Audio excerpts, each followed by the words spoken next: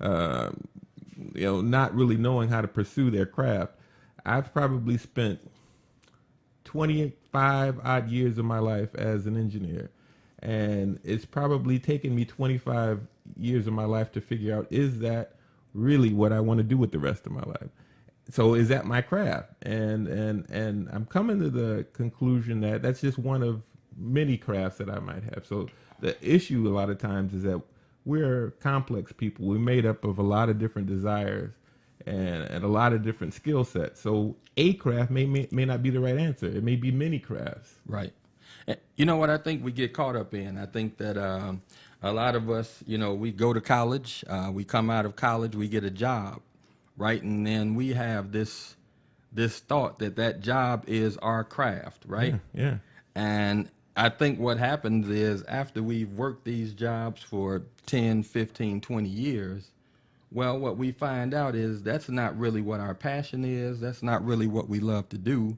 It just turns out to be a job. It's something that we've gotten good at over the time. Right. I mean, just because it brings us money, that doesn't necessarily define it as a craft. And oftentimes, what's even worse, a lot of people will confuse what they do with who they are. Those are, their identity gets tied into what they do. Absolutely. I mean, I'm a testimony. I'm a testimony to that, right? I came out of college and I went right into the IT field. But the truth about it is IT pays well. It used to pay a lot better, but it pays well. And a lot of people get caught up in, to jumping into these jobs that pay well. But then 20 years down the line, they find out that that's not really what brings them happiness. True. Right? And so we get to the point where now we're looking for things that are going to make us happy as opposed to looking for things that bring us, tons of cash. Now, if those two things line up, that's a great thing. Yeah. My brother used to say that if you do what you love, if you don't do what you love, if what you're doing you don't love it, you're underpaid no matter how much money you make. And I think the converse of that is also true. If you find something you love and you're doing it, I mean, you can't. I mean, it's an endless source of personal wealth and monetary wealth. Absolutely. So, any questions out there? Any questions Yes. or comments about what we're talking about tonight? Yeah, let me see. I got a. Let me see. Oh well, I don't have any direct questions just yet. You got any on your side? Let's see here. And remember to give them the call-in number, because we'd really appreciate a couple of call-ins and get a chance to try out really stretch the limits of the system. Right. So, folks, tonight, and I apologize if that's too loud. Tonight is really just for us to kind of work through the kinks and kind of see what works and what challenges we have, so that this coming Tuesday when we get ready to do this again, or even sooner, you never know. That's the beauty of webcast. You can kind of pop up and do them when you want, but we're working through it tonight just to make sure we get all the kinks worked out. Of course, we'll get a little bit better lighting in the studio for Tuesday, and we'll be all set and ready to go. I think the listening public wants to see us up close. So again, folks, call in to 630-544-1611 and chat with us. We're just kind of talking about perfecting your craft, or maybe if we dig a little bit into it. We got our first question, our first call. Actually, just a text. We've got the question that comes in: how did you, or do you, begin figuring out what your calling is? Trial and error or self-introspection? I mean, that must be some English student. That's a good question. Yeah, right? I'm gonna let you take that one first. I think it's a combination of both. I mean, all the introspection in the world isn't going to allow you to know what a position is like. I mean, you have to actually do the work in order to see what the work is about. I mean, perfect example. When I was a little guy, I used to think I wanted to be a physicist, and one of my teachers at the time asked me. It was really interesting. It's like, Giles, what do you love? I was like, oh, I love physics. I'm gonna be an astrophysicist, which was even crazier. And he asked me the question. He's like, well, that's good. That's good. What are you gonna eat? And that question stumped me because I was like, where's he coming from? And he's like, well, where are you gonna get money to eat? And I still didn't understand what he meant. And he came back at me and said, listen, unless you write books on this subject, the general public doesn't need this skill. So again, these are like little things, but these little things will kind of give you some insight as to what the job is actually like on the inside. I mean, I've been doing this engineering thing forever and ever and ever, and I think only within the last like 5 or 10 years have I really begin to see myself as an engineer. I mean, the first 10 years of that profession, you're just learning. Everything's just learning. Yeah, yeah. No, I absolutely agree. And okay, well, we got our first caller. We got a coming caller. in. We So got a let's- caller. I hope that see. answered the question for Yeah. my friend. Hey, so this is Lovise's Corner. I'm here with my guest, Mikhail Giles, tonight. Who do we have on the line? Darren Davis from Homewood. Darren Davis. I know that. Hey, so Darren, talk to us, man. What do you think about the topic tonight?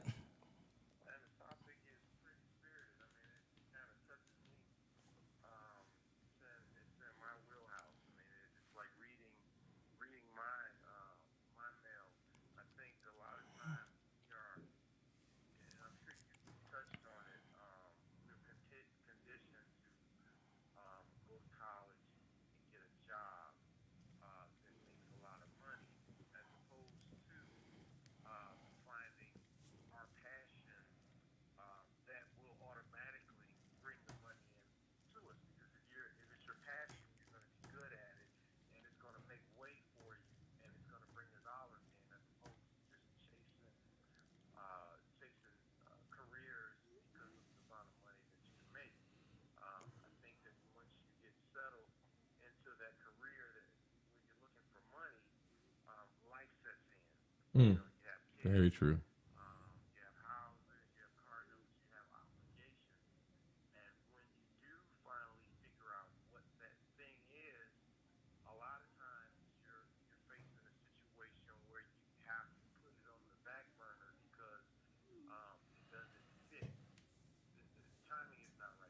Right.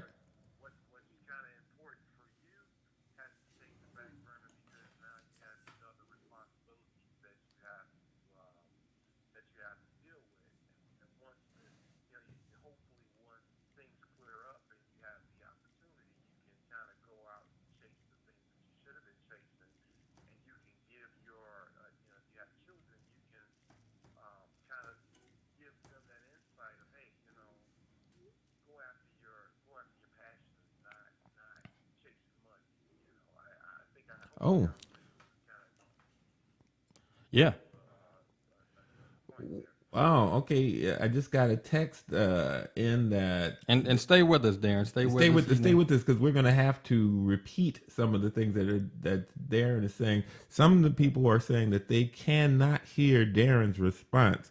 So Darren, you know what that means. You're gonna have to just get in the car and just drive down here.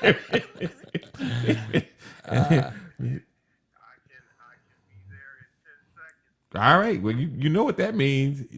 You're gonna get it. You're gonna be treated to the third part of the stool, the third leg of the stool. Yeah, it may get crazy in here. Yeah, tonight. yeah. It's gonna get dangerous.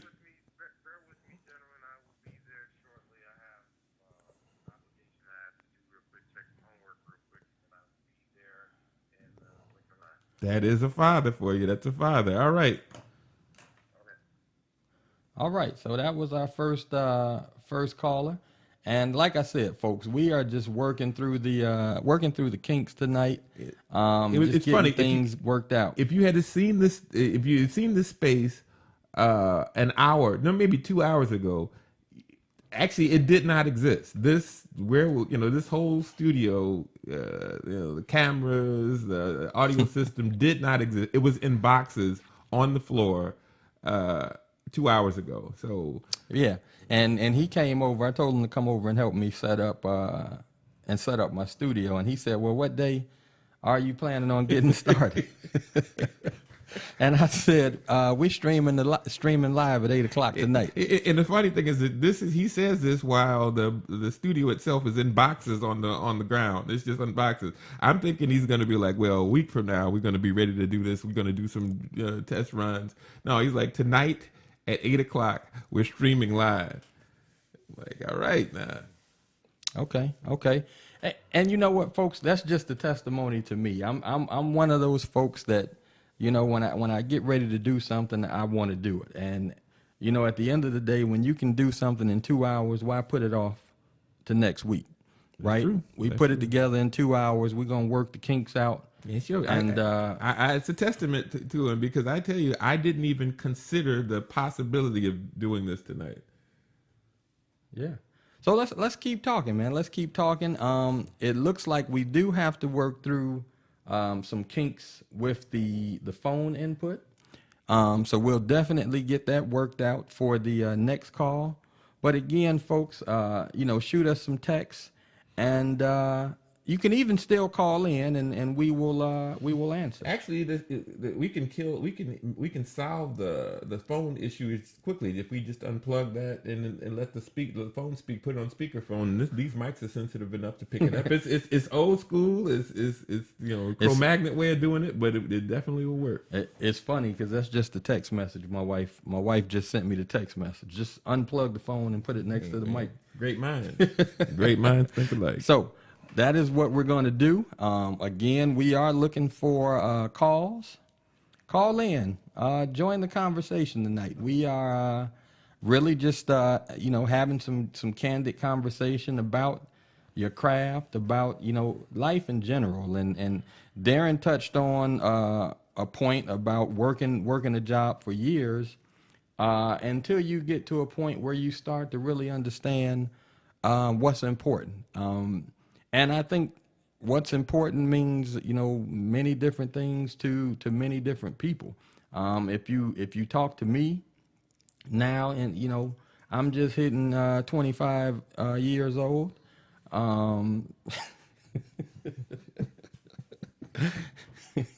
Not really, but if you talk to me now, when I was 25, my wife and I, we lived it up. We had nice cars, not that we don't now, nice houses, but the perspective and what we actually focus on is a lot different now.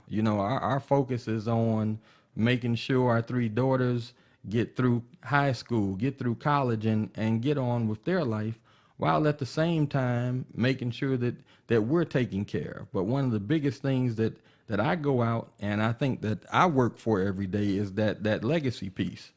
And I think that the focus right now has to be on developing and building a legacy.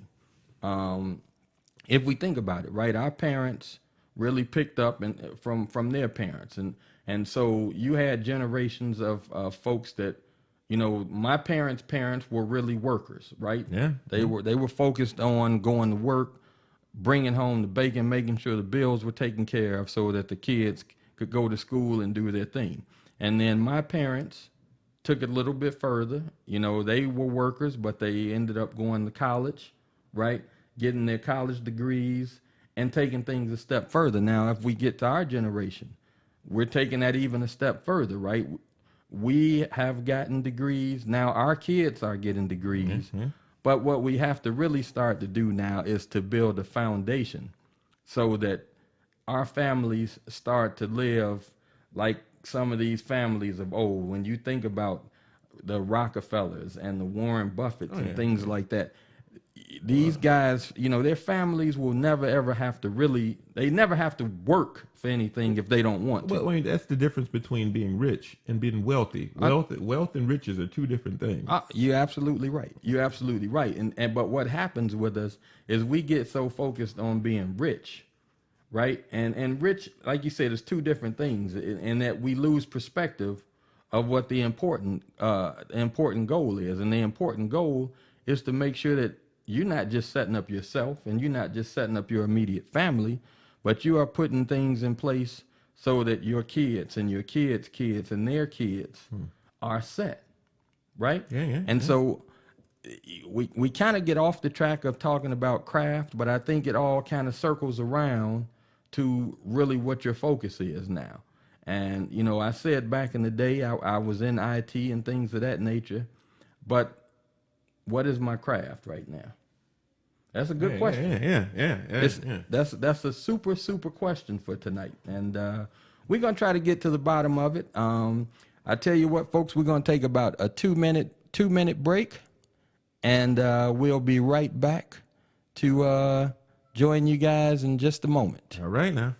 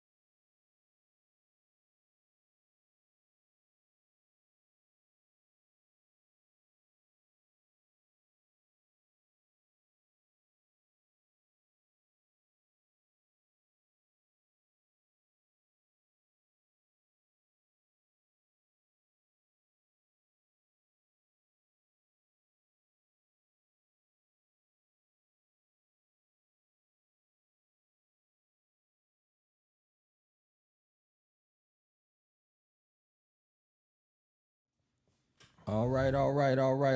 We're back, and we are back. The studio has not caught fire yet. Though there's probably people out there that are wishing it would. Nah. This is what we call, man, working through the kinks. Working through the kinks. And we thank you folks for bearing with us tonight as we do work through the kinks. I can promise you this, that by the time we have our next live stream, all of the kinks will be worked out, and we will be moving right along through this thing. We're going to have some dancers in here. There'll be some shit. We'll have some catering, some libations.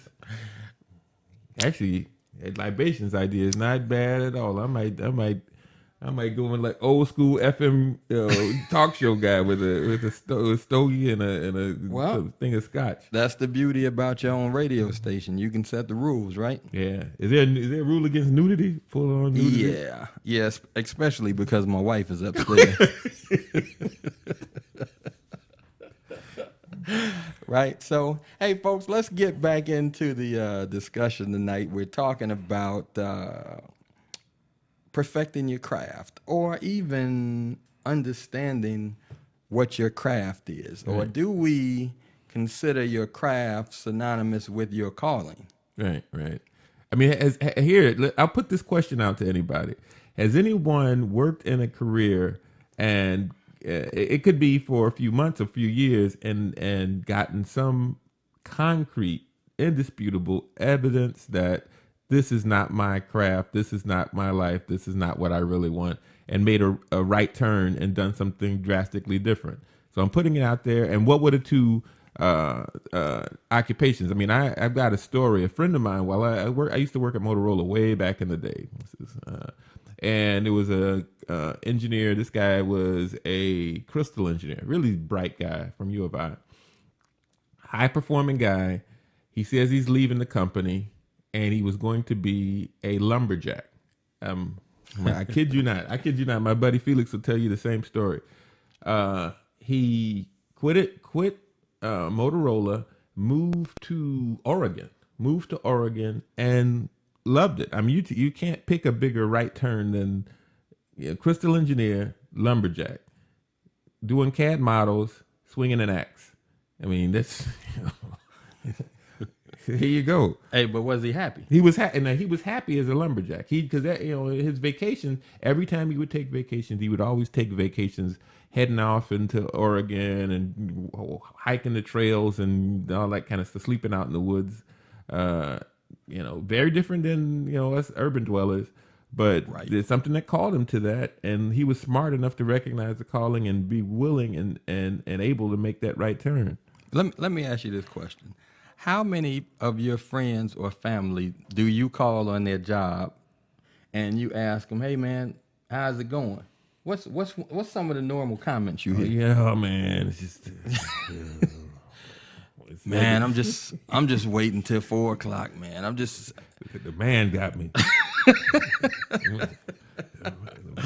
Man, I can't wait till 5 o'clock comes, right? Oh yeah. That is the norm, man. Is that how we are supposed to live our lives every day? I can't tell you how many times I have been in my cubicle at work thinking, man isn't supposed to, that line straight from Office Space, man isn't supposed to live his life like this. I mean, it'll be sunny and nice outside, and I'm in this cubicle sweating over these calculations, and I'm looking outside, and you see people just walking by, and I'm like, what's the difference between me sitting here doing this and them having the ability to just kind of enjoy this moment? Because nothing's promised. I mean, right. You sit in these cubicles and you earned your living. And again, a lot of these people, you earn these livings only to not have life after that. I mean, you can get whacked by a bus and not, build all of this wealth up and can't enjoy any of it. No, that's absolutely right. And, I know that my wife and I, we've been on tons of vacations, right? And you've been there. I mean, you get out here to some of these destinations. And here, think about this. I got a good one, right, that relates to this. So I went to the Philippines, what was that, 2 years ago maybe? Yeah. I'll be going back inside of the next 3 months. Hey, and while we're talking, guys, again, if you want to chime in on this discussion, give us a call at 630-544-1611. We'd love to just hear your thoughts. Again, we'll work with the calls as they come in and see how this technology works tonight, but we'll get it going. But back to my point. I went to the Philippines a couple years ago, and this really speaks to what really makes you happy, right? Mm-hmm. And I'm driving through Manila. And, of course, you've been there before, so you know that the poverty... Oh, man, it's unbelievable. The poverty over there is kind of out of control. And but the funny thing is this. So I'm driving to my nice hotel. I was at the Sofitel in Manila. Very, very, very nice hotel. Now, I could stand in my hotel room and look down at the street where not homeless people, but homeless families live. But here's the crazy thing. I drove past some of these families, and they were living in pretty much boxes. They were cardboard boxes. By the rails. And they were sitting down having family dinner in this box. Oh yeah. And probably happier than a lot of us. Happy. Yeah. Happy. You go to these beaches down there, and I asked one of the guys, I said, what is it, man? And he said, look at this sunrise. Yeah. He said, I couldn't ask for if I can wake up and see this every day in my life, I'm good. Yeah. He said, money is nothing. He said, you look at this sunrise. And that's what put a lot of things in perspective. I keep turning away from the mic, so I'm learning. You I'm gotta gonna get get that this. mic savvy, man. That's it. Call it Nah, mic savvy. I got to get me a mic stand that sits right here, man, so I can see what's going on. You see But how I'm doing it? Like, look. Yeah, I can Yeah, keep but- my eye on you. But I like to look at the mic, look at the camera, look at the mic. I don't want to have to turn this way. Okay, well, I hook that up next time. I'll make certain. That'll be a change for next time. Yeah.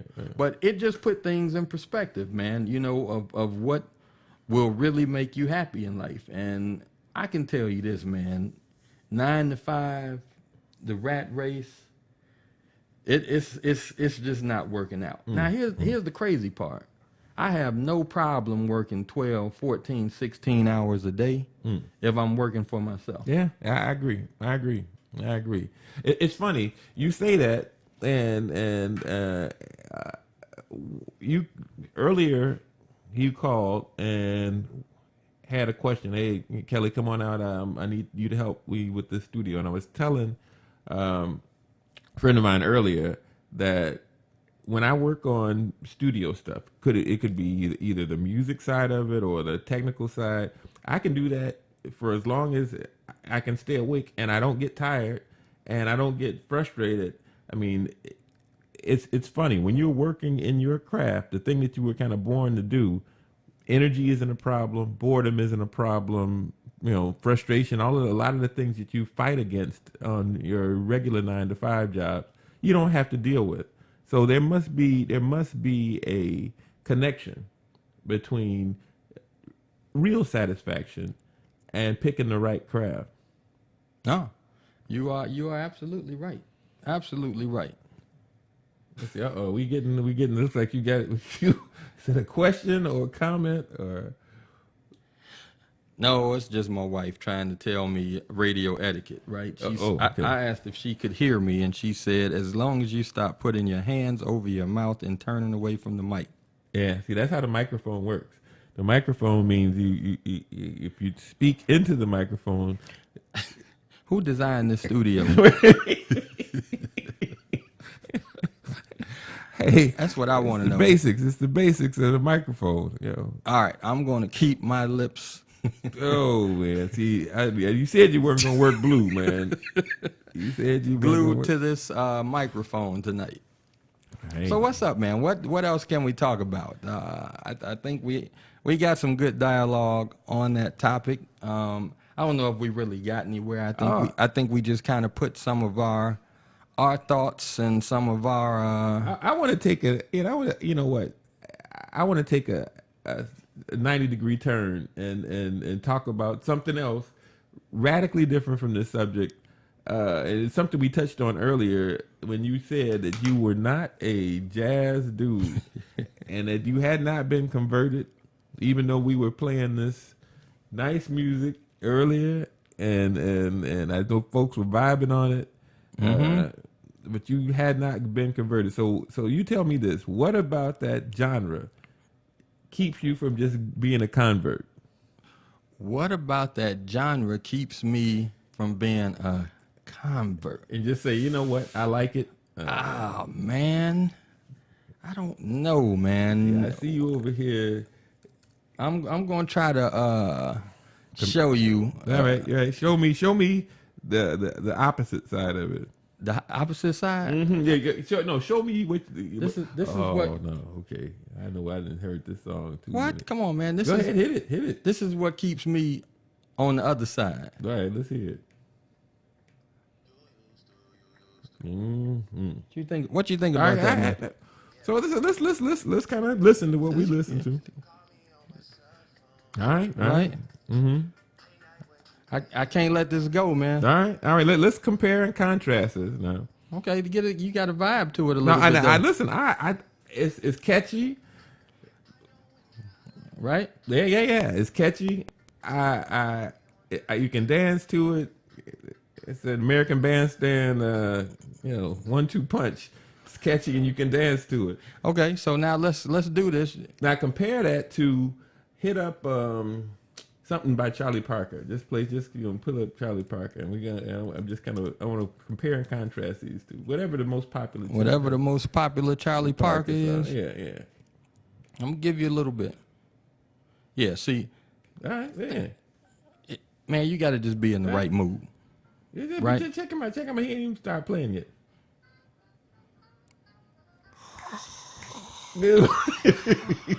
Let's see, but look. See, this is what I'm talking about. This is what I'm talking about. How long does it take somebody to pick up the skills to play at this level versus to play at Drake's level? Well, first of all, Drake is not playing the instrument. Well, okay, right? Lil Willie. Listen, they are two different genres, right? The ones that and there is a mood for both. Sometimes I don't know when I want to listen to that particular Charlie Parker song. I don't think I have a mood that would force me to listen to that. But now the Miles Davis that we were listening to, it's good stuff. Yeah. It's good stuff. So let's get back to it. I know we got some other watchers and listeners out there. Guys, we are just kind of talking about your craft or your calling. If you actually know what that is, and when did you know what your calling was? Call in 630-544-1611. We would love to hear from you. Oh, it looks like we got here a call. Uh-oh. So again, my technician. Now I'm about to get blasted for something. So I had one person say they couldn't hear the music, man. You had a caller miss out on Drake's Hotline Bling. And we didn't get sued because of it. Wait a minute. I got a 1 second, folks. We got a visitor coming over. And we're going to continue this conversation. So we got a couple folks out here listening and watching. Again, call in. Give us about 45 seconds while we get the studio set up to accommodate our guest. We'll be right back.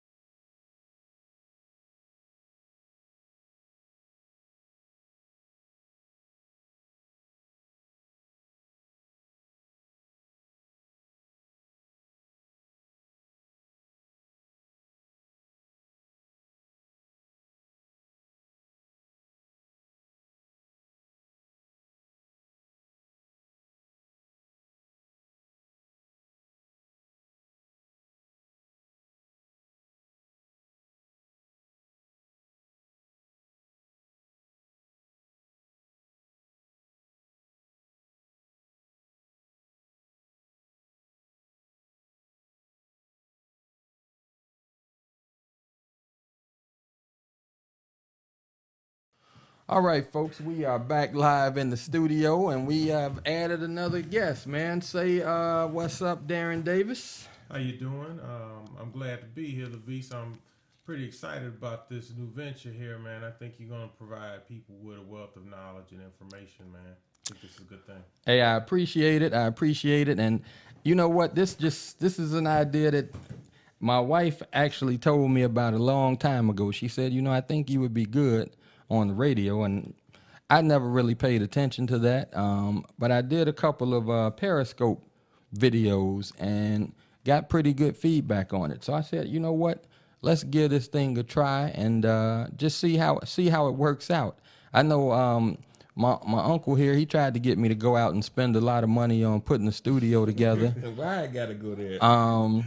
But I was able to put this studio together and get this radio broadcast up in a matter of days. And you know what? We're gonna just see how this thing works out, see what kind of feedback we get, see what kind of interest we have going with it.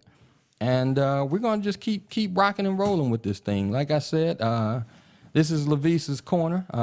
It's real talk, but we're gonna have some laughs and have a little fun at the same time. And so, with that said, man, let's get back into our topics for tonight. And that topic is around your craft or your calling, and when you actually knew or determined what your calling is or was.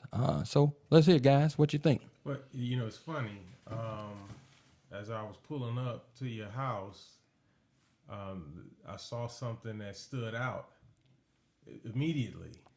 So, I have my headlights on, and Kelly has the little car out front that doesn't burn on gas. It's got the little electric car. And the funny thing is, on the license plate it says, "I'd rather be playing bass now." Yeah, you right. Absolutely. That says it all. And when you put that on your license plate, that I'd rather be playing bass right now, that means that that's probably what you should be doing. Yeah. Right. Hey, so we got a caller. We got a caller calling in. Hey, caller, tell us your name and where you're calling from. It's Dan Johnson out of Chicago metro area. Dan Johnson out of the Chicago metro area. Appreciate you calling in to the show tonight. Our topic tonight is your craft or your calling, and when you actually knew or determined what your calling is. Talk to us about it. As a child, I believe our callings and our crafts is directly connected to those things that we are most passionate about. And I remember as a child, the only thing that made me cry was seeing a family come together, see a family torn apart, seeing people achieve their maximum potential.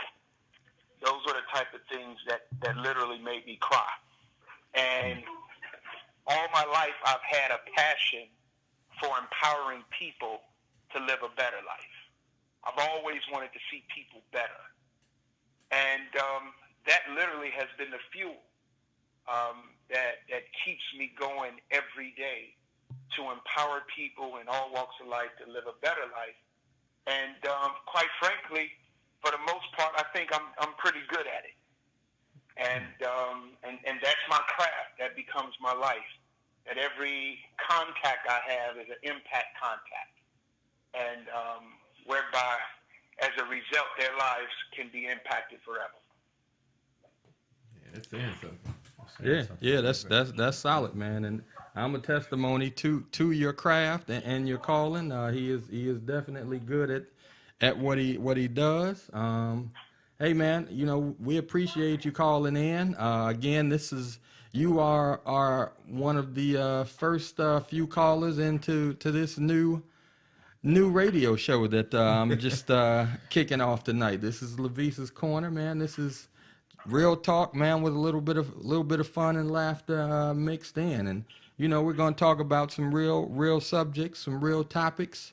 But we'll have some fun while we do it, man. So you are more than welcome to hang in with us, man, and just shoot the breeze and talk with us.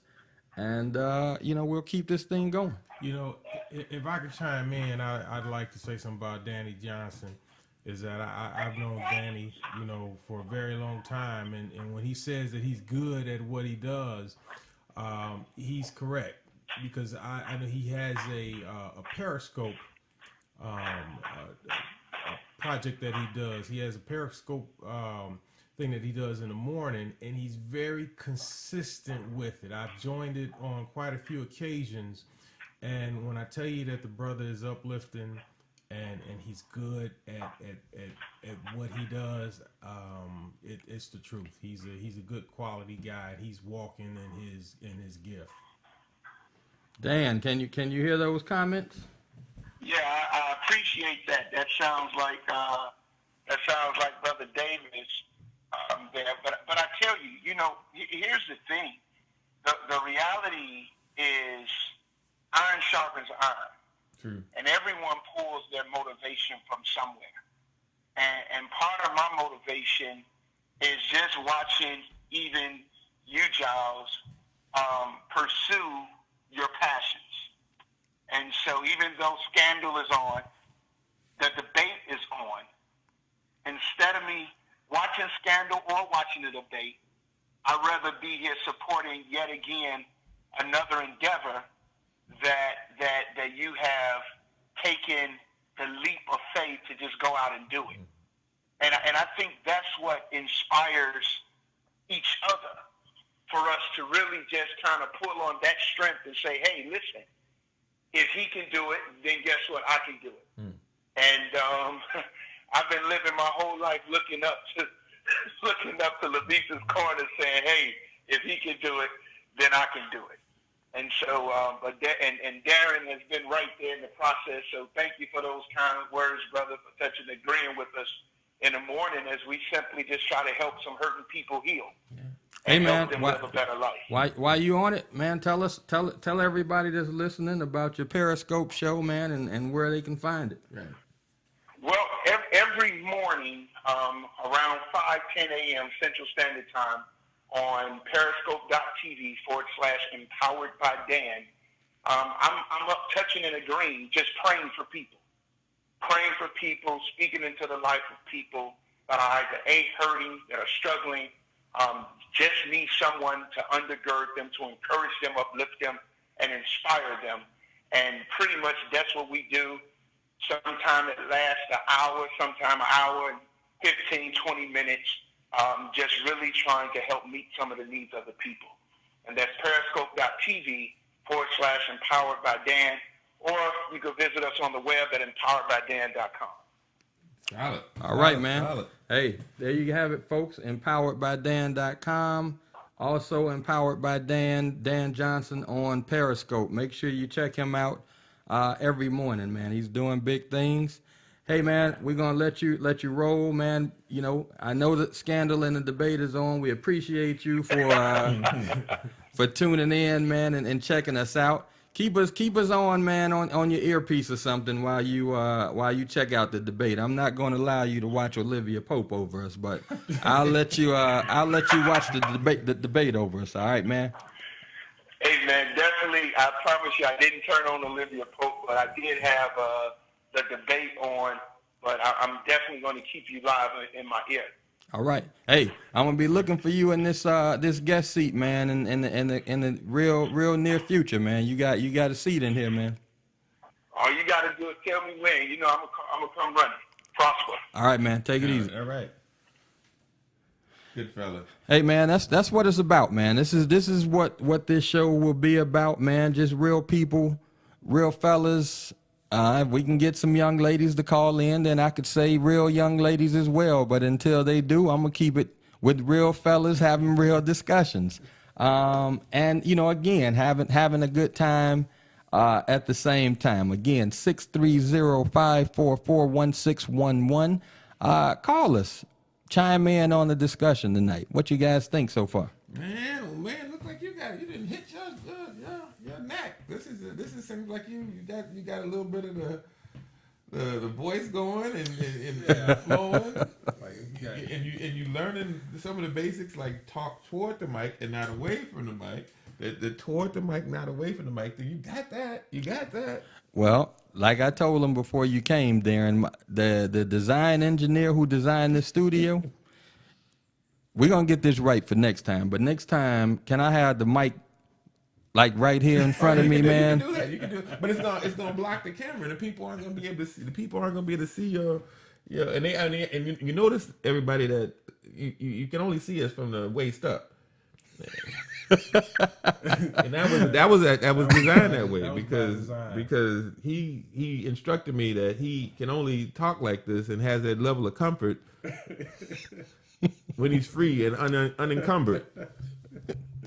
So I'm trying to talk into the mic. I'm trying not to put my hands up. My wife is sending me these texts saying, "Stop moving, put your hand here, don't do this, don't do that." It's called man, mic savvy. I can't remember all this stuff, man. Yeah, well, but at least I did meet the needs, so now people can just see you from the waist up, and they don't have to be distracted by your freedom. Hey, listen, we're gonna take this show to 10 o'clock tonight. Can you guys give me another 30 minutes? Oh, dude, I can roll. Yeah, I'm good. I just walked in. So this guy thought it was going to be hard to do 20 minutes, right? I never said that. We've been on the show rocking and rolling now for about an hour, right? Has it been an hour? Well, we had a few technical challenges, but outside of that. So what else is going on, guys? We had a little serious topic. Let's talk about the Bulls for a second. Oh man, you in my wheelhouse. No, Right? no, I don't want to talk about them dudes. Let's talk about it. We're gonna take a lighthearted break and jump into just some hometown Chicago sports discussion. We can do that for about 10 minutes, and then we'll come back, get another topic going that'll take us through the end of the night tonight. How about that? Right. All right. All right, so let's hear it, Darren. Well, it's hard doing the sports topics with Kelly, because Kelly is cutthroat. Kelly Kelly is you draft a guy, and let's say we're talking about football, and you draft the number 1 pick running back. The first game he fumbles the ball, cut him. No, get rid of him. He's hard. But the Bulls, man, this team from the beginning of the season, they have been. They're not a team that plays cohesively. They don't play with passion, with fire. They don't play as if they even like each other. And it's been that way the whole season. There's a chemistry issue here. There's an issue with management. There's an issue with coaching. And I think it's to the point now where you're gonna have to start dismantling this team and see people go about their ways. You got a lot of talented players, but you just can't win with this team. Well, if I'm not mistaken, I was talking to Darren about 2.5 weeks ago, and Darren told me the Bulls were a team that could turn it on and turn it off when they felt like it. I definitely said that. So at what point do you decide to turn it off? Well, I tell you this: but when the Bulls have all their players, I've always noticed that when they play the marquee teams, they turn it on. They always bring it an extra gear. When they had all their players and they end up playing Milwaukee or some of these teams that aren't expected to win, they don't show up. And that just tells me that you do have a team that has some level of talent, because remember, this is pretty much 99% the same team that Thibodeau had.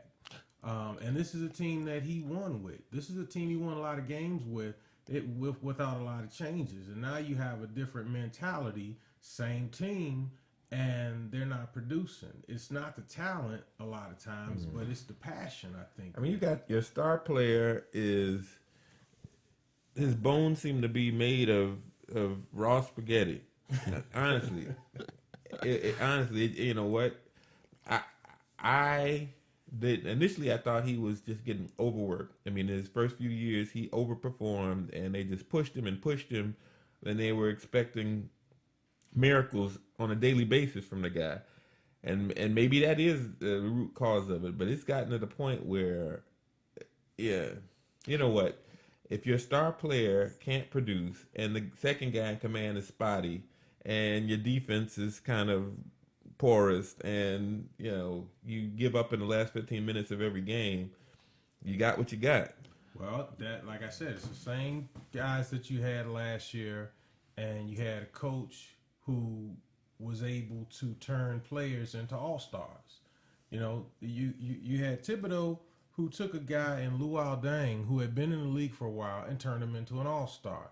You had Thibodeau, who took a guy named Jimmy Butler, who had been in the league, turned him into an all-star. You had Thibodeau, who took a guy and Joakim Noah, who turned him into the NBA Defensive Player of the Year and was number 3 in all-star voting. You had a coach who was able to get the best out of his players, and I guess we can argue back and forth to say, well, did he run his players in the ground? I think that you look back at the Jordan era when Jordan and the Bulls and Barkley were playing. Hey, those guys practiced hard, played hard, and it was no harder than what Thibodeau was expecting of his team, and those guys, they produced for him. Now, they didn't, and really the only reason why they didn't win was LeBron. You can't fault him for that. I mean, LeBron was beating everybody. True. LeBron was the except the West Coast. He was beating everyone except the West Coast. But hey, you're right. I think I agreed with you when you told me they could turn it up or down for the upscale teams. But I think that the Bulls are at a point now, man, where that's not even the case, man. The Bulls don't seem to be able to pull it together for anyone that they play now. And now you have Jimmy Butler's out 3 to 4 weeks, man. We could honestly see the Bulls down at the bottom of the Eastern Conference, man, and approaching being out of playoff contention. We were at one point, if I'm not mistaken, number 2 or 3 in the East this season. And honestly, I don't know where we are right now. We were a couple games out of 8th place a week or two ago, and I know we've lost 4 or 5 games in a row, man. So I'm not even sure where we are in the Eastern Conference right now. It's gone from how far in the playoffs are they going to go to are they going to make the playoffs? I mean, and that is a testament to how far this team has slipped. It's not even fun watching. Darren always gets on me that I'm a fair weather fan, and maybe I am, but it kind of like the Sox sometimes. When it gets really, really bad, it's not watchable anymore. I'd rather be, I could watch Charlie's Angels full throttle, which is it's a bad movie, or I could watch bad basketball. Look at this, man. The Bulls are in the 7th place in the Eastern Conference, and they are ahead of the eighth seed by half a game. By half a game. A half a game right now. The Charlotte Hornets are in the 8th spot, and they are only a half game behind the Bulls, man. And you know who they play right out of the All-Star break? Is it Charlotte? LeBron. No, they play LeBron. LeBron and his buddies. So it's safe to say that they will lose that game. No, it's not safe because they play well against the top teams, and then they just slip on the banana peel the rest of the way. That's when they're healthy. Right. And right. You're missing a third of your players, and you got to face LeBron, and they smell blood in the water. They're going to put their foots on the neck. And that's going to be it. So you can pretty much put money on it that they will lose that game. And if they lose that game, if Charlotte happens to win, then the Bulls will be in that final spot. All right. Well, here, let me turn the corner just a little bit. We know the Bulls are bad right now. So again, it's not much more needs to be said. Absolutely. But let me pull up a topic that it should be springtime is on the horizon, and this is a topic that's going to be the topic of discussion for anybody that's a golfer out there. When, if ever, is Tiger Woods going to get back to his winning ways? Is he done? Is he just kind of and what killed him? So we're gonna answer this in about, and we're gonna do this in about. We're gonna take about 2 or 3 minutes to answer this, and then we are going to. We can take a couple minutes more, but we don't want to take too long. We want to allow for about 20 minutes or so to have another topic of discussion that will take us into 10. I got a topic. Oh, excellent. So let's get on Tiger, man. Where is Tiger, man? I have not had a Tiger sighting. It looks like in about a year, man. Is he? He just had another back surgery or some other kind of surgery. I think it was a back surgery, and it didn't take or something. And then he had to go back and get a secondary back surgery. I think that the Tiger of old is gone. I think that you'll get some level because he's a competitive guy. You'll get a spark out of him where he'll win, a tournament here or there. I don't think that he's ever going to be able to contend for any majors with the level of play that's out there now, and not because he's not good, only because I think he battles all these injuries and it just kills his game. I mean, nobody ever beats Father Time. Father Time is perfect. Not that old though. He's not that old. Well, for a golfer who has such a violent swing that he has, and all the surgeries and the back surgeries and the knees and all of those things, the wrist surgeries, and you are. At a certain point, How do I keep going it so long? I do. I'm older than Tiger, and I can still do it. Yeah, but you're not doing it at the level. You're not hitting the ball 500 yards. No. You have yet to have knee surgeries. No. Listen, when they start tinkering around I'm with almost that good though. when they start tinkering around with your back, man, and your spine, man, it's almost over, man. You rarely see people come back totally healthy from back surgeries. It seems to always be the case that they have to go back in for some extra surgery or something like that, man. So, listen, I would love to see Tiger Woods come back and play, as I'm sure that the PGA Tour would love, because they probably They hurting about right now. 3 viewers for a tournament right now, man. So I know that they would love to have Tiger Woods come back. As much as they rag on him, man, and talk about him, he is their paycheck, man. And I know that they want to see him come back. But you've got. Jordan Spieth is a talented golfer. I mean, that guy, he's the closest thing that I've seen to somebody as dominating as Tiger Woods, this era. And then you've got Rory McIlroy. You got guys out there that play at a high level. What made Tiger so special was because he was kind of like the Mike Tyson of golf. You were petrified to go up against him. If you were teamed up with him in the final round, you were already defeated. Yeah. You were psyched out. That was it. That's gone now. You're absolutely right. Hey, and I want to tell you guys, so the next time you guys come, man, this is not work. So you guys don't have to get all dressed up. Yeah, I don't know, dude. Darren put on his work clothes, man, to come over. You don't have to put on your button down, man. He's actually wearing pants. Yeah, man. Come over comfortable next time, man, and relax yourself, man. Yeah. So, Kel, Is it? what's the topic, man? That's gonna take us into Let me kick off this topic. Let me kick off this topic. And this is a serious topic, but it can also be a fun topic. That's the best kind. There's some elements of it that I find really funny. All right. So you guys know I play in a poker group relatively regularly, and this happened a while ago. So we're playing poker, and the fellas like to talk and. Playing music in the background. All of a sudden, it get kind of quiet, and some commercial comes on with Donald Trump, and Donald Trump's on a commercial, and he's promising build a wall, and the Mexicans are gonna pay for it, and up. And I got this brother sitting next to me. If you look at him, he looks like any other brother, and he's sitting there and he's listening. He's like, yeah, that dude's tight. You could have dropped it. You could have knocked me over with a feather. I'm looking at this dude, and I'm like, is he watching the same cat that I'm looking at? So this topic tonight is Black Republicans. I want to understand, not criticize. I just would like to better understand. This is my buddy. Everybody else in the room. And I get in our poker group goes from the conservative all the way to the probably liberal. But this one guy, it's kind of a lightning rod, and he's kind of a big bloviating idiot, and blah blah blah blah. You can say all these things about him.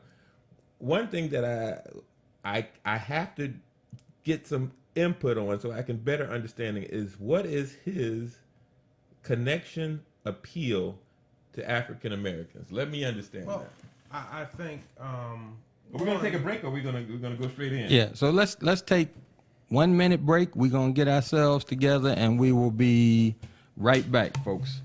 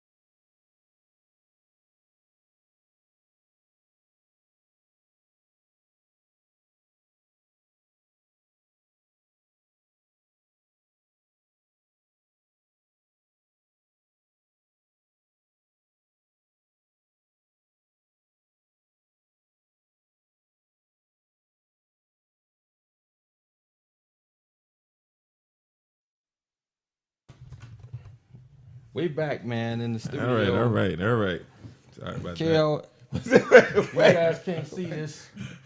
He had to go and get a drink for himself. Because I need orange juice. I need And OJ for my system. My he high comes- blood pressure is low. He comes back in and knocks the microphone over. My my high blood pressure is low. Okay, so you guys started out the discussion. Let's go ahead and kick it off, man. We Oh got my about- goodness! A friend of mine just a friend of mine just chimed in. You don't have enough time for this topic. I agree. it's a good topic. Man. I agree. I'm not saying it's not a good topic, but let's go. I mean, we're gonna rock and roll with it. You can let's refresh. You know, you want to know what's up with Well, the Black Republicans. And actually, like I said, I'm not ragging on anybody.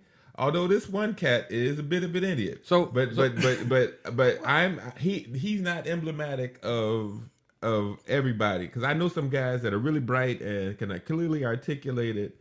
What is your question? Well, make me understand his appeal to the standard workaday African American on the street. Well, Kelly, politics are local. You hear that all the time, and it's based upon your pocketbook a lot of times, and you know you can have an allegiance to a group, and you can have an allegiance to a particular population, but you have some people who and not everybody is business minded, but you have some people who just say, hey, you know what, I'm based upon my personal interest on me, this fits me perfectly. I like walls. I want them built, and the Mexicans are gonna pay for it. Well, no, I'm speaking in terms of financially. When you talk about black Republicans, and why they may want to vote a particular block, right? Because the thinking is he'll better protect my 401k. Well, the one thing that you have to realize is that just because a person votes a particular party doesn't mean that they believe everything that party is selling. Meaning that you may be a Republican, but that doesn't necessarily mean you agree with a wall. Just like you can vote for Barack Obama, but it doesn't necessarily mean that you agree with some of the stance that he's made when it comes to, you know, maybe gay marriage or some other things that he's put out there. So you can say, you know, you have people say, well, I voted for George W. Bush, and I believe in everything that he's done. The true believer. That's the true believer type. That's not feasible. That doesn't make any sense at all. So, Kel, like, are you saying you can't believe that he is interested in Donald Trump, or are you saying black Republican? Because it's two different things, right? Because I hear you saying something about a wall and things of that nature, which are clearly things that Donald Trump has said. So true. Are you saying that you can't believe that this guy is interested in or believes that he's a viable candidate, or are you speaking of black Republicans in general?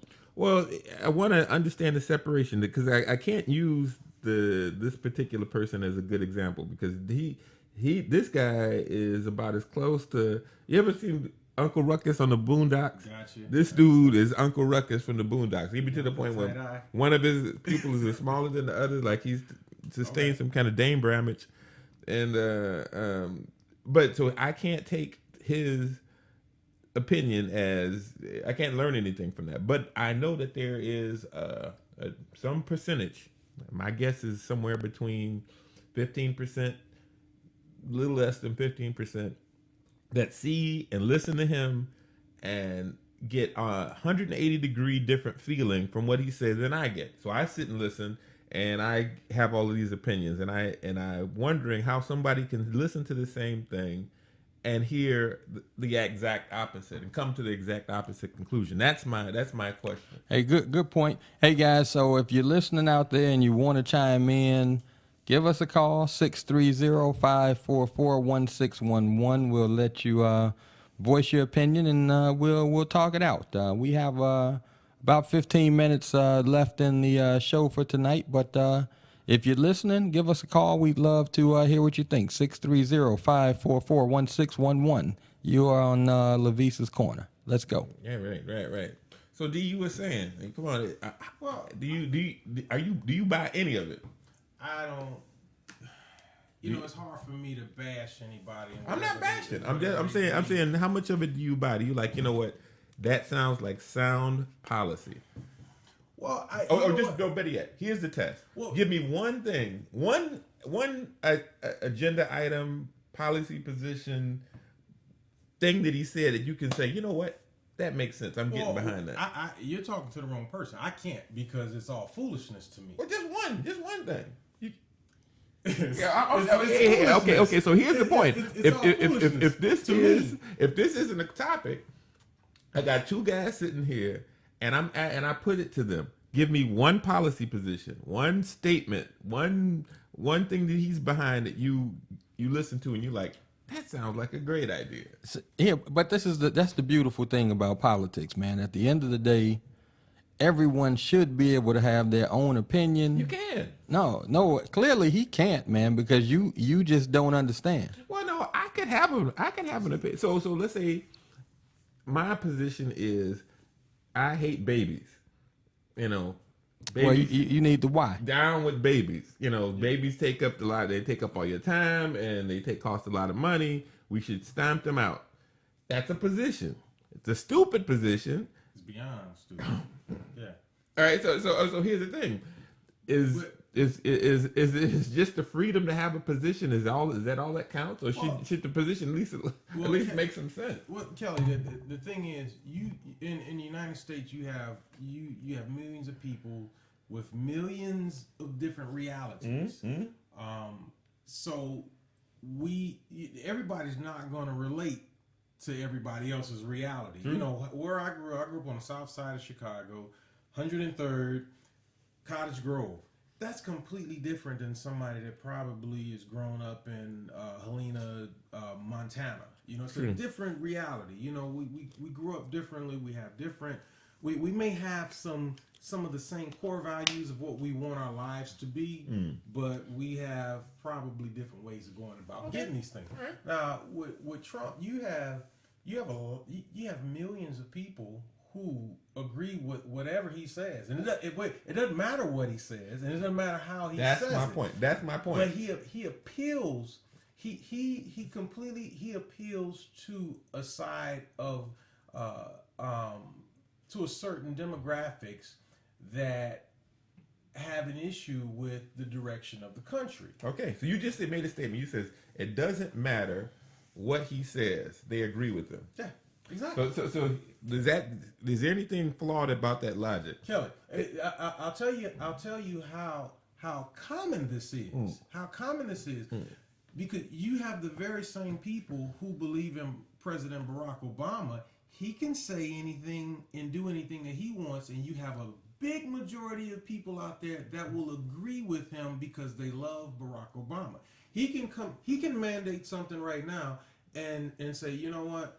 We're going to decide that we're going to mandate not paying for senior citizens health whatever for 2 years because this is killing the budget and this and that. We're not going to do it, and you'll have a group of people whom it will affect. That'll say, well, you know what? But that's Barack. That's Barack. You know what? I think that's a straw man argument. That's a false equivalence because the thing is, I don't have an example of him making any egregiously horrible policy positions. I mean, don't get me wrong, there are probably policy positions that I agree with less than others, and I can understand clearly that there are people out there that are going to disagree even more.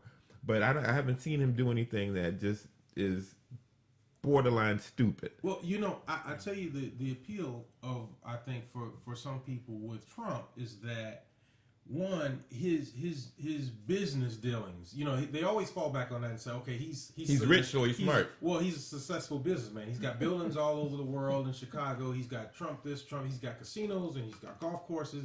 So obviously, he understands how to balance a checkbook. He knows how to do this.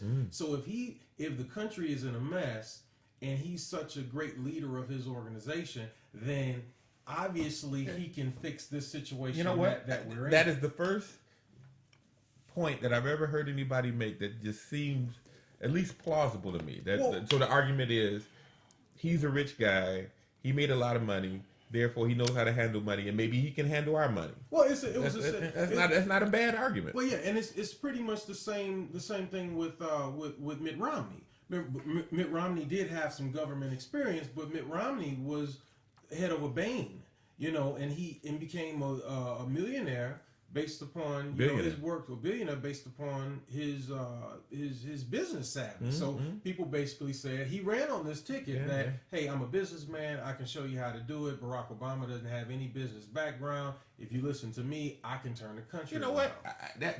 I can buy that. That makes complete sense. That's a well articulated argument that people with money says, you know what? I would like to have more money in my 401k. This guy seems to know how to handle money. He'll handle our money. Things will get better. Then he takes the mic and he says, she got schlonged. And you say, okay, well, wait a minute. There's got to be something wrong with this guy. Hey, you know? You know what? You know what I think? Well, that's what we're here for. Lovise, what do you want to add? He's trying to say, see, I think this dude, he's staying real quiet because I know he's going to go ahead. As soon as we walk out the door, he gonna have that "Keep America, let's make America great." That man, "Keep America great." Keep America great. Man. No, that definitely It's won't gonna be. happen as soon as he leaves. That won't be the case. He gonna look man. to his left. Hey, look to his listen, right. I'm gonna be honest with you guys, man. You know, I got my thoughts, but I'm a firm believer, man. I'm gonna let everybody have their own opinion to this thing, and I'm not really gonna question it, man. I'm gonna make my decision and keep it moving, Keep man. it quiet. So Keep it real quiet. keep it. I mean, because then you can say good things about anybody. You know, I think Adolf Hitler had a great singing voice. Okay, all right. That dude could blow like Luther. I And heard this is where the conversation just goes totally south. So let's talk about this, guys. We got to this. Can I say that statement was made by Mikhail Giles? When there's no one sitting there. Hey, and this is what this show is all about, man. Being able to get your opinions out and have a little fun at the same time. So, man, fellas, we got about 7 minutes. We ramping this thing down. Quick topics. No? Let's quick topics, man. Quick topics. What can we just throw out there? I can tell you one of the topics, man, that I'm going to touch on next week. I don't know if it's going to be Tuesday or Thursday. You guys will be able to chime in as well. Check this out. Have you guys ever seen that Michael Jordan commercial, man, where at the end he says, maybe I destroyed the game, or maybe you just making excuses? Yeah. So check this out, man. I came up with this title for this book, man, but I'm gonna just use it as a topic. And it says, maybe I destroyed my daughters, or maybe they just making excuses. And here's the logic behind that, right? Man, at the end of the day, man, we all want to make sure our kids have more than we had. True. Right? But we have to find that balance of what is too much. I know where you're going. Yeah, I understand. And so listen, the title is not maybe I destroyed my daughters and maybe they making excuses. The title will actually have the words maybe struck a strikeout through, and it's just going to say, I destroyed my daughters and they making excuses. Well, see, So wait, Hold on. Let me get my point out before you guys jump on it, right? jump on it, boy. I think you and I have had this conversation. And we're going to need more than 5 minutes. That's why I'm saying next week we're going to talk about this because it's going to be about, man, have we given too much to the point where they don't even recognize what it takes to get where they need to go? Yeah, I mean, we're not going to jump into it right now because we got to keep it for next week. I mean, but the one short thing that I like to say about that is that I tell my daughters all the time, you don't pick anybody that doesn't love you as much as I do. So you're the example of what they will find acceptable going forward. And I understand that. And even if I am the example, did I do it right? Did you set the bar too high? Right. Maybe I destroyed the game. Let me ask you something. It's all I'm saying, man. Maybe I destroyed the game, man. That's based on some conversations that you and I have had about our own experiences when it comes to. There's some parallels with us.